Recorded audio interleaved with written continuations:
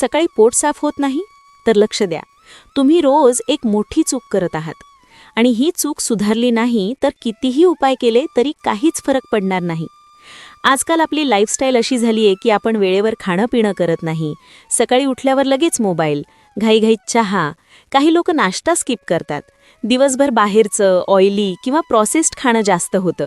आणि सगळ्यात मोठी गोष्ट म्हणजे पाणी कमी पिणं.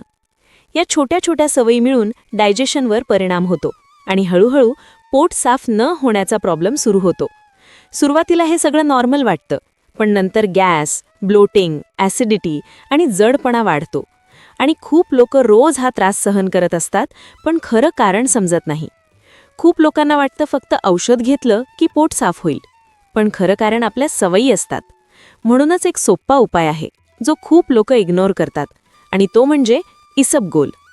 इसबगोल हो मित्रांनो, हा एक नॅचरल फायबर आहे जो आतड्यांना साफ करण्यात मदत करतो आणि पोट साफ होण्याची प्रक्रिया सोपी करतो. हा वापरायचा खूप सोपा आहे.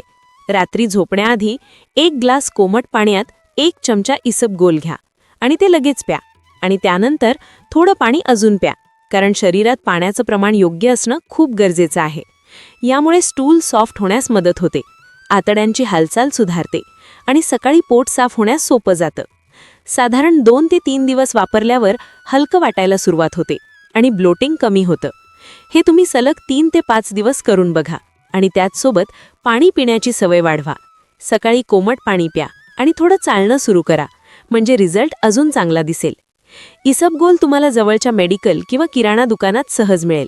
पण एक गोष्ट लक्षात ठेवा, जास्त प्रमाणात घेऊ नका आणि पाणी कमी पित असाल तर याचा फायदा कमी होतो. तर लक्षात ठेवा, पाणी प्या, रुटीन ठेवा आणि इसबगोल योग्य पद्धतीने घ्या. तुम्हालाही हा प्रॉब्लेम आहे का? कॉमेंटमध्ये नक्की सांगा आणि हा व्हिडिओ सेव्ह करून ठेवा, कारण कधीही उपयोगी पडेल.